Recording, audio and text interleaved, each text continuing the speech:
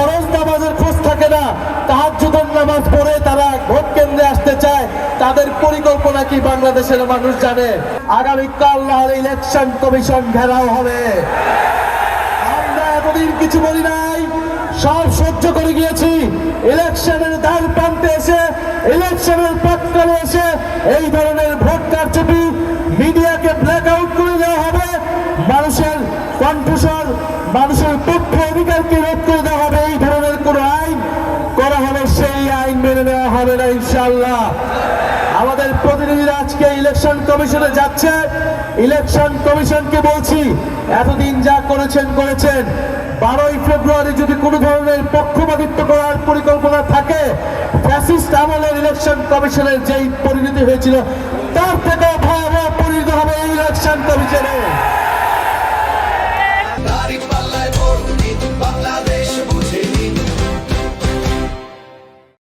আমরা প্রশাসনের ভাইদেরকে বলছি, পুলিশ সেনাবাহিনী ভাইদেরকে বলছি, আমলাদেরকে বলছি, আপনারা আমাদের ভাই, আপনারা এই দেশের মেধাবী সন্তান, আপনাদের উপর দেশের আমানত গুরু দায়িত্ব আপনারা পালন করবেন। আগামী 12ই ফেব্রুয়ারি আমরা সামনের দিকে আগাতে চাই, ফ্যাসিস্ট আমল থেকে আমরা সামনের দিকে আগাতে চাই।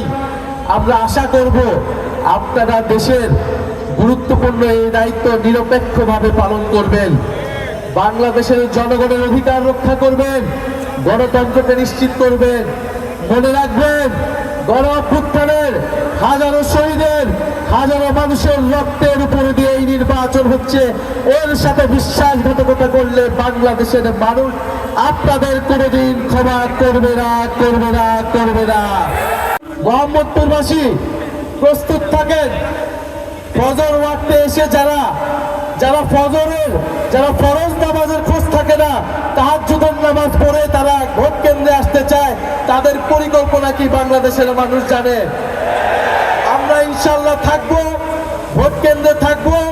ভোট কেন্দ্র যদি দখলের চেষ্টা করা হয়, ইনশাআল্লাহ শক্ত হাতে, লাঠি হাতে তরুণ সমাজ প্রতিহত করতে হবে 12ই ফেব্রুয়ারি।